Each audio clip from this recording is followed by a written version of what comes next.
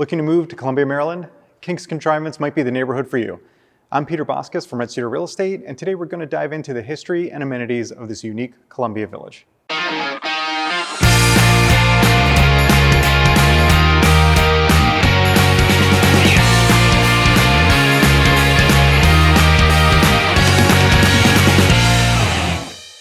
The village of King's Contrivance houses about 11,000 residents, and it's the third largest of the 9 villages plus town center that make up Columbia. King's Contrivance is the southernmost village, located primarily between I-95, Route 29, and Route 32, on historic land originally owned by the Reverend James Macgill, who was appointed the first pastor of Christ Church located on Oakland Mills Road in 1730. The tale of King's Contrivance all started with a residence built on the property in the 18th century that subsequently burnt down and was later rebuilt in the 19th century. That house was the boyhood home of Howard County Circuit Court Judge James Macgill, who was a direct descendant of Reverend Macgill. The house was converted to a restaurant called the King's Contrivance in 1962, and that's where the village gets its name. The 3 neighborhoods that make up King's Contrivance are Macgill's Common, Huntingdon, and Dickinson. Based on what we've already shared, it's probably no surprise that Macgill's Common was named after Reverend James Macgill.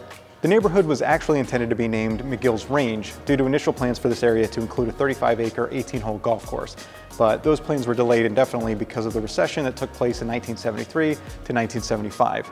Macgill's Common officially opened in 1977. Its street names, such as Way Over Way, Turtle Dove Place, and Flapjack Lane, come from folk songs of North America by Alan Lomax. Huntingdon is the second oldest neighborhood in the King's Contrivance village. When it opened in 1979, Huntingdon had the highest percentage of open space of any Columbia neighborhood, with about 330 of its 613 acres preserved as open land or woodland. The street names of Huntingdon are primarily derived from the works of famous poet Carl Sandburg, although some come from the poems of Emily Dickinson and Walt Whitman. Dickinson was the final neighborhood, created in 1982. Inspired by Emily Dickinson, this neighborhood is the first of the Columbia neighborhoods to be named after a woman and is further represented by the street names here. Dickinson also houses the local village center at the intersection of Guilford Road and Edenbrook Drive. Here you'll find the second Harris Teeter to ever exist in Maryland, as well as a number of other essential amenities like a pharmacy, bank, dry cleaner, medical offices, and, of course, fast food options. You'll also find Amherst House here, which is the location of the King's Contrivance Community Association.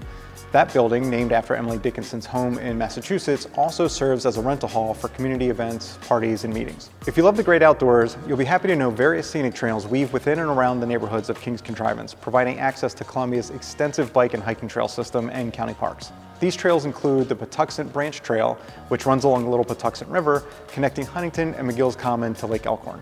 Along the Middle Patuxent River, the Dickinson neighborhood includes extensive paths that are located within the Gorman Stream Valley Natural Resource Area. Recreational parks located in and around King's Contrivance include Gorman Park, Huntingdon Neighborhood Park, and Savage Park, all of which are maintained by Howard County Recreation and Parks. In addition, each of the 3 neighborhoods in King's Contrivance has a community swimming pool operated by the Columbia Association. King's Contrivance just happens to be the village that our Red Cedar Real Estate office calls home. So if you have any questions about real estate in our backyard, please don't hesitate to reach out in the comments below or through our website at sellingkingscontrivance.com. If you own a home in King's Contrivance and are thinking of selling your home, you'll definitely want to check out our video detailing the extra steps involved in selling a home located in a Columbia village. If you like the content of our videos and enjoy learning more about real estate in Maryland, please like the video and subscribe to our channel so you can be notified when new videos are published.